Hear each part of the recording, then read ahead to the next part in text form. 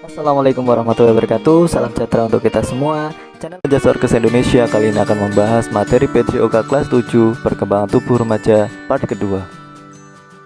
Setelah mempelajari video sebelumnya tentang pertumbuhan dan perkembangan anak usia 6-14 tahun, kali ini kita akan membahas pertumbuhan dan perkembangan anak masa remaja.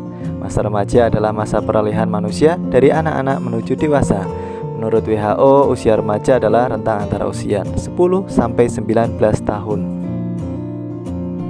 Kita bahas yang pertama, perkembangan jasmani masa remaja. Yang pertama, fungsi organ-organ endokrin telah mencapai kesempurnaan. Sistem endokrin adalah sistem kontrol kelenjar tanpa saluran yang menghasilkan hormon yang tersirkulasi di tubuh melalui aliran darah untuk mempengaruhi organ-organ lain. Yang kedua, penambahan jaringan lemak di bawah kulit, salah satunya lemak subkutan, lebih banyak pada wanita daripada anak laki-laki. Lemak subkutan digunakan mengukur persentase lemak tubuh keseluruhan. Lemak ini menghasilkan hormon estrogen. Jika kelebihan hormon estrogen, maka akan terjadi peningkatan berat badan. Yang ketiga, jaringan otot-otot pada anak laki-laki lebih berkembang daripada jaringan otot-otot pada anak perempuan.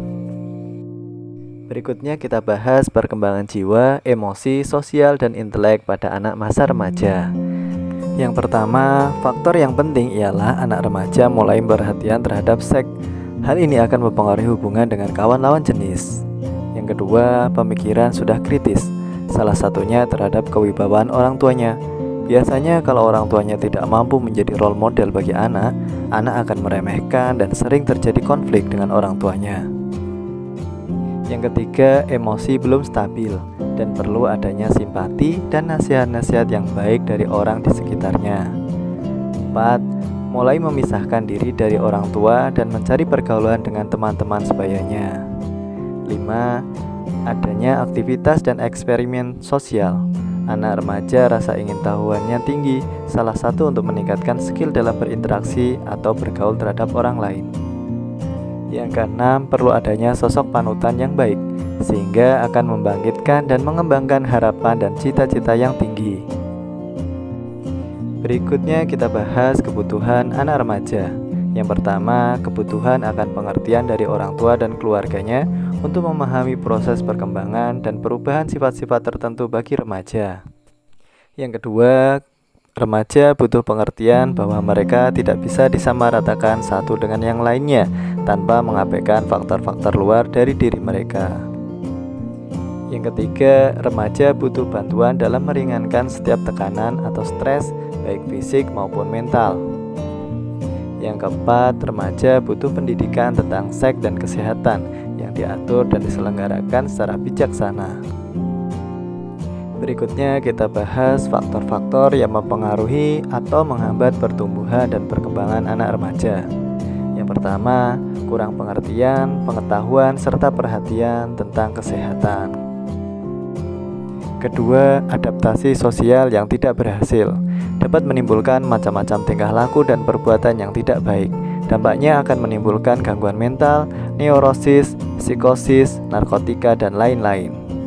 Yang ketiga, kehidupan spiritual yang baru berkembang dan belum mendalam, mudah terpengaruh oleh pemahaman ekstrim dan tindakan yang menyimpang. Berikut kita akan bahas usaha-usaha yang perlu dikerjakan untuk memenuhi kebutuhan remaja. Yang pertama, pendidikan kesehatan, termasuk di dalamnya tentang perkawinan dan kehidupan berkeluarga. 2. Pemeliharaan kesehatan badan, termasuk pencegahan penyakit. Ketiga, bimbingan dalam belajar dan aktivitas ekskul. 4. Pendidikan keterampilan atau vocational training. 5. Usaha bimbingan dan nasihat bagi pelajar. Yang keenam, olahraga kesehatan. Yang ketujuh, pendidikan tentang bahaya-bahaya lingkungan. Oke, sekian dulu videonya ya. Untuk pembahasan tentang ciri-ciri anak sehat dan tanda-tanda gangguan kesehatan, kita lanjut di video selanjutnya ya. Jika dirasa video ini bermanfaat, silahkan share ke teman kalian. Sampai ketemu di video selanjutnya.